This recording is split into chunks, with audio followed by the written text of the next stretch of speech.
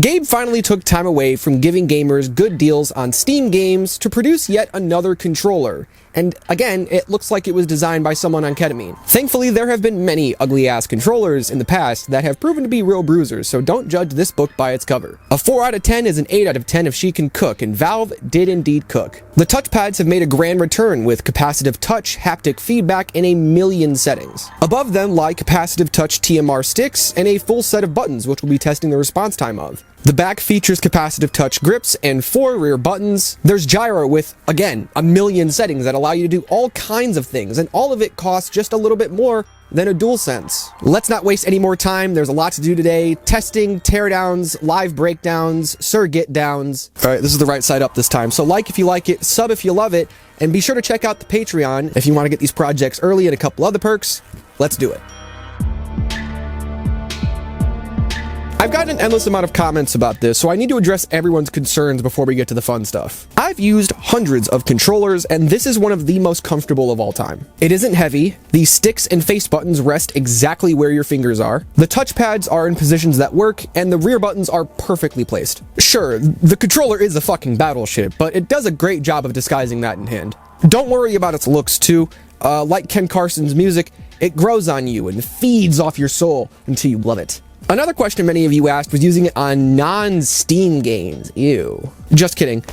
People were right to be a little worried about this because adding Battle.net, Game Pass, or Epic Games to Steam for Steam input is gay as hell. But it can be made easier with things like SISR or Scissor, which redirects some things, and bing bang boom, now Steam input works where it usually wouldn't. Links to guides and everything in the description, but do keep in mind, it's not a bug-free experience. So it is possible to use the Steam controller, and really Steam input, basically anywhere with a little more work and a couple more bugs than the average controller. I even added my response time testing software to Steam for Steam input, since without Steam input, the controller is basically just a mouse and keyboard. And real quick, because I suffered for hours for this goddamn info, here are some button combinations to change pairing modes. I will link in the description what is essentially an extended manual for the Steam controller too. It's useful for pairing modes, tips and tricks, you get the picture. With the important, boring stuff out of the way, fuck is up with these touchpads, dude? The touchpads have haptic shit and capacitive shit going on. They're very complex. They make these little haptic ticks that are so thudding you can hear it. It feels like a mouse click. Speaking of mice, the touchpad can be turned into basically anything you want. A mouse, a D-pad, a joystick, keyboard inputs, macros. In BeamNG, I use the touchpad for the radial wheel to give me a more immersive shifting experience. With the haptics in this touchpad, I can really feel the car as it plows into that family at Mach balls. You could also map touchpad click to bring up the in-game radial menu, and then map the pad itself to a joystick. So now you have an in-game radial menu and the custom one on both pads. I also set up 2 different radial menus on Batman Arkham Knight, so both pads brought up different menus, and I did this fairly quickly. Menus, hotbars, and wheels from Steam input actually pop up in the game or app that you're using on screen. You do not get how batshit insane this controller is. And we'll go over more of this in the Steam input section of the video. But here's the real question. Can the touchpads fully replace the thumbsticks in shooters? Fuck no. Well, sometimes, maybe for certain scenarios. Aiming on them will take a lot of tuning and a ton of time to get used to, though. I tried for hours to at least get a kill with them in COD. They just can't compete. I can't fucking compete! I just can't fucking compete! With gyro enabled, the touchpads are much better. When you turn gyro on, the right touchpad is automatically mapped to activate gyro when you touch it, so this is obviously how it's supposed to be used. But their physical limitations make them unideal for larger motions unless you have the sensitivity cranked or you're very gyro heavy. And again, even when you're using the lightweight, they take a lot of dedication to get used to. I imagine for most people, these will probably be a handy tool or an immersive feature, although I do have to mention, in AimLab specifically, I am actually a bit better pairing the touchpad in gyro than I am when I pair the stick with gyro. But that's really the only game I saw that in. It's not really a game, is it? I suppose for extra long-range tracking shots, or extra short range flicking motions, it may have a chance. In fact, with a lot of patience and a lot of practice, you could probably use the touchpads to assist joystick gameplay in things like shooters, especially when paired with gyro. And trust me, I already have some notes written for a thumbsticks versus touchpads versus gyro video, so subscribe for that. Oh, fuck me! Question before we move on. If you kill someone in a game with a touchpad, and that person happens to be a kid, are you technically touching a child? What's good, woman beater? Stop touching kids, you foul ass nigga. If, like me, you are tired of dying while using the touchpad, you could just pussy out and use the TMR sticks above them. This is a rather nice addition, seeing as how the last Steam controller had nothing. And the position of these sticks is perfect. They're exactly where my thumbs rest. So this is usable as a normal controller. These TMR sticks feature amazing performance for what I would kind of consider to be a first-party controller. They're the K-Silver JS13 Pro Plus model with a resolution of around 600 and a bitrate of 11.5, metrics that stomp the DualSense and Xbox Series X controller. When you pair that with the low amount of tension, these sticks slap harder than a water balloon on a cold fall day. The performance is the cherry on top though. Honestly, Valve could have very easily gotten away with average sticks for a controller like this. The real meat here though is their haptic and capacitive touch capabilities. The joysticks are in some way connected to the haptic motors, so they can create these nice little ticks when in use if you turn that setting on. You can also activate gyro or really anything else you want with the thumbsticks by mapping it in Steam input and simply touching the sticks. What the fuck? Peter Thiel, Oracle, Palantir, spying ass controller knows when I'm filling it up. Gaming peripherals aren't supposed to know everything, but I'll let it slide. Why? Because it's a controller with 4 goddamn rear buttons. Yes, the G7 Pro does not have 4 rear buttons, but the Steam controller does. I love to use gyro in driving games like BeamNG, and the rear buttons provide easy access to things like clutch or shift up and shift down keybinds. And I can bang out builds in Fortnite like a billionaire hiring illegals to build a skyscraper. It's amazing. Binded to the 4 rear buttons, I have build, obviously, jump, reload, and edit. 4 rear buttons are a must. Yes, I'm also going to continue my tech review like I didn't say any of that. The rear buttons are great for normal use, but I do have to be honest, using them and the touchpads is very difficult for me. It might just be my hands, but ergonomically, that's kind of the only quirk, I suppose, I've had with this controller. Other than that, it's been fine. So I can let it ride. And this isn't a normal pro controller review, so as far as the rear buttons go, that's as far as I have to take it.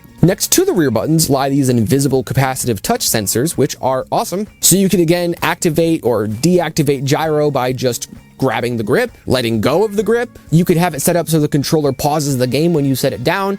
I'm not really quite sure what else you would use these things for. I'm really excited to see what nerds on Reddit use these capacitive grips for. Alternatively, the controller has good haptic motors, and I'm not really excited to see what Reddit does with things that vibrate. The haptics are crazy too. They're so detailed, I thought the controller had adaptive triggers. The triggers don't even have rumble motors in them. They're just solid pieces of plastic. It's just that there's a tick in the trigger when you click them, and the haptic motors in the grips are simply that detailed.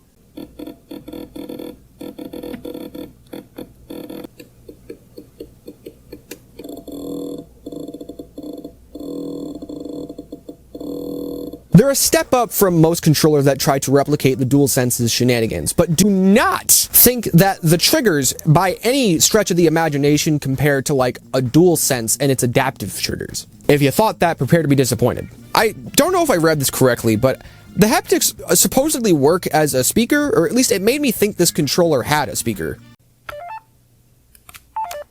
Alright, you guys are not gonna fucking believe this.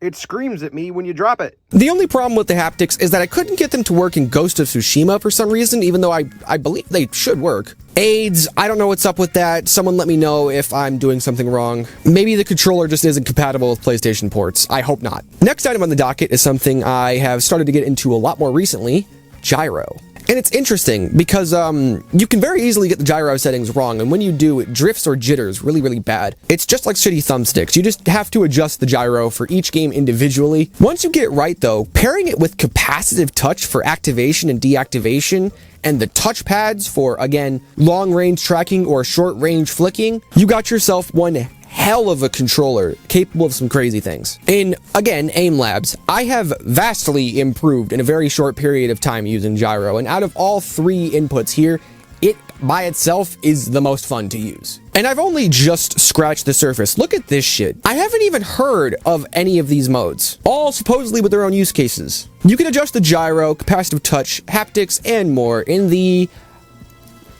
Steam settings. Yes, the Steam settings. The controller config, the Steam input, retard. Should probably quit smoking.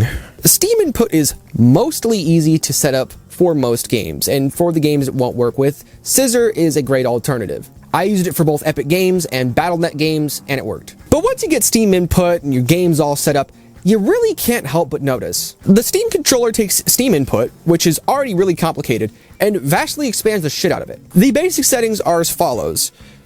Macros, turbos, you can change inputs to literally anything. Adjust dead zones for the sticks and triggers, curves. In fact, I'll probably just make a whole video on Steam input because it's absolutely insane, but I'll give you guys some highlights. Because if I don't do highlights, this is going to be like a 40-minute video. So when you first open the controller configurator, you have a couple of quick settings right here, which usually bug out, so I don't use these. At least not for the gyro or the trackpad. To adjust those settings, I go to Edit Layout, and then you have trackpads and gyro, which you can change what the trackpads and gyro are set to, like mouse, joystick, directional pad, single button, scroll wheel, radial menu, hotbar, touch menu. You can also adjust the click and then the touch for the touchpads, and then for the gyro you have calibration. When you go to Edit Layout, you can go to any of the buttons, triggers, joysticks, trackpads, and then there's a little settings icon here where you can adjust the settings for everything. For the right trackpad as a mouse, you have things like acceleration, trackball mode, sensitivity, vertical sensitivity scale, smoothing,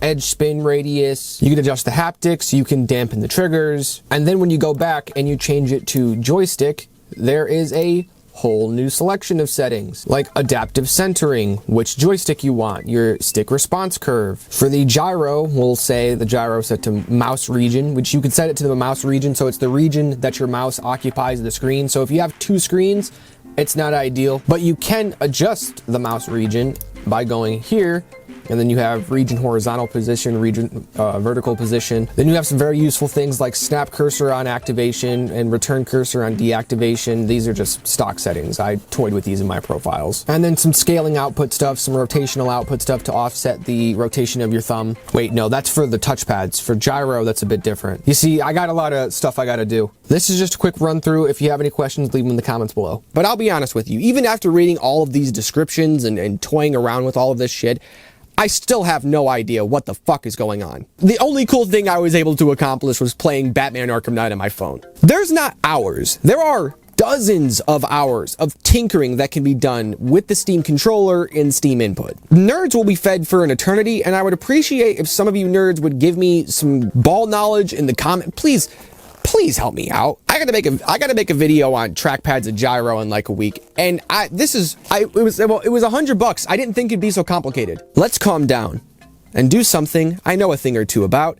Response time testing. And I'm happy to report Valve was telling the truth. They said 8 milliseconds, and depending on connection method and whether it's the thumbsticks or the buttons, I got response times between 4 and 9 milliseconds. The sticks and buttons perform insane for a controller that's capped at around 250 to 300 hertz. A lot of people seen this as very casual. And I mean, it has 4 rear buttons. I could totally see some fucking goofer using this thing in like a tournament for shitty gigs. This controller is the fat kid in class who was weirdly fast. I tried to overclock it, but I couldn't actually get it to work at all, and even if it did work, I really wouldn't recommend it since you would probably mess with the gyro or the capacitive touch or maybe the haptics. Thankfully, with Prometheus 82 testing, we no longer have to tear down controllers to test them, which reminds me, this is a dog shit transition. Apparently Valve is partnering with iFixit to provide guides and replacement parts for the Steam controller to make it a lot easier to replace things. This is like the first time a major player in the gaming space has actually made decisions to allow users to repair their own shit, and I'm all for it. On May 9th, I went live and tore apart the Steam controller in front of God and everyone, because it's repairable and should be easy to take apart,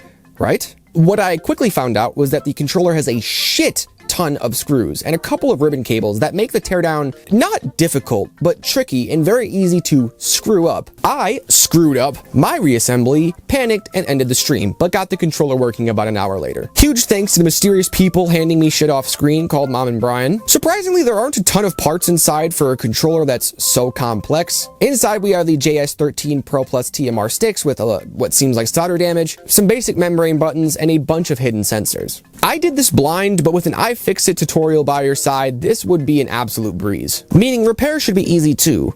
But let's talk about that. How often should you actually need repairs? Well, TMR sticks are reliable, quality haptic motors don't fail that often, the triggers are Hall effect, and the capacitive sensors are very simple. The only real worry are the membrane bumpers, ABXY, and D-pad buttons. I think the Steam controller will be a decently reliable device, but reliability isn't everything. You came for an honest review, so I shall give you one. Controllers with software customization always have software bugs, and the Steam controller is no different. I've had to restart Steam at least 3 dozen times because when I click on the gyro settings, it takes me to the trackpad settings, or vice versa. When I try to remap a button, it won't remap, or I have to do it twice. Sometimes Steam literally contracts a neurodegenerative disease and forgets everything I just did. When I downloaded Scissor to use the Steam controller on non-Steam apps, all of my profiles had their names changed to the current profile. See, I knew I'd be able to capture a bug on camera. So I got Scissor open, right? The Steam controller is on, but it's not working. So close this, go to Aim Labs, controller layout, Steam controller, works. Scissor, controller layout, Steam controller, bugs out. Restart Steam controller, works. Yep, look at that. So prepare for shit like that. And when you pair these problems with my next complaint, it makes it so much worse. Steam input is not for the faint of heart. I love how many settings you get, but navigation is weirdly complicated, and when you get bugs and you're new to Steam input like me, you don't always know if it's a bug or if you're just a fucking idiot. So you spend a lot of time in the trial and error stage. Overall, Steam input is one of the most complex controller softwares I've ever used, and that's both good and bad. I've never had this many issues with like GameSir's software, but then again, GameSir's software has never offered me this many features, so there's that. Outside of Steam input being weirdly complicated and crazy buggy sometimes, the only other issues I have with the Steam controller are that for $100 it comes with a rubber USB-C cable, not a braided one, and the touchpads and rear buttons are difficult to use at the same time, but again, that's probably just my hands. The last challenge the Steam controller has to face is the rest of the controller market. The Steam controller is very abnormal, so doing comparisons is a bit weird, but these Chinese companies have no idea what hit them. The Americans have made something that we can all enjoy. Except for this guy, what the fuck is this video title? Suck my dick, alright? Whoever said that. Fuck you, bitch. What? Listen, it doesn't have clicky triggers or optical ABXY buttons like the GameSir G7 Pro, but it has the 4 rear buttons everyone's looking for, 2 touchpads that vastly expand the range of possibilities, beyond something like that of a DualSense. It has haptics that are wild, TMR sticks that crush other first-party Pro controllers, capacitive touch for even more insane possibilities, and better gyro than most third-party Pro controllers. So it provides a basic Pro experience with 4 rear buttons, good sticks, and good gyro, but it has the immersive experience on top of that. I want to compare the Steam controller to something in a video, but I'm not quite sure what yet, so do let me know what you'd recommend in the comments. I was thinking the DualSense Edge and the Elite Series 2. For now, we have some business to attend to. I don't think you guys should trust the opinion of any reviewer, so I'm going to share my opinions like I'm talking to a friend. Because this controller is currently my absolute favorite, but it has some issues. You need to be comfortable with tinkering endlessly and having a lot of software bugs. This controller is for patient fucking nerds. People who do not mind spending 5 consecutive hours tinkering with a controller and then testing it out in games to see what's possible. And you have to accept that not only will you be doing that, it may not always go smoothly. The $100 price tag seems like a lot until you get the controller and see this. All of this possibility. You see the gyro activate when you touch the thumbsticks and touchpad. You feel the insanely detailed haptic motors when you swipe the touchpad or press the triggers for the first time. You watch your mouse glide across the screen and immediately think, shit, I'm going to be here for days, and you will be, because there's nothing else like it. I have not had an experience like this in a long time. Its haptics aren't as strong as the DualSense, and the triggers aren't nearly as cool, but in my opinion, with the touchpads, this blows the DualSense out of the water. And we don't even have an Xbox controller to compare this to. Yeah, you're already controlling the world, so what do you do? How about this, okay? I'm gonna kill everyone.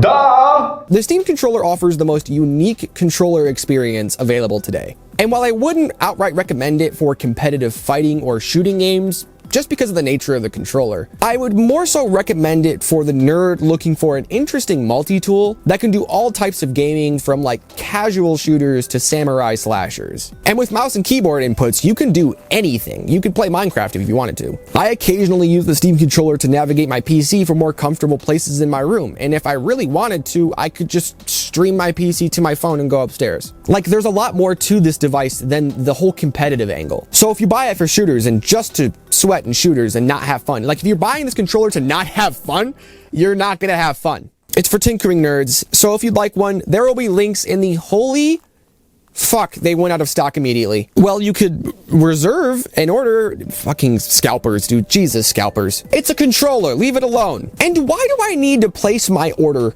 1 minute before release in order to get a Steam controller? Why did you not make more than like 1,200? Whatever. Hopefully it's not like the Steam Deck where it's never in stock.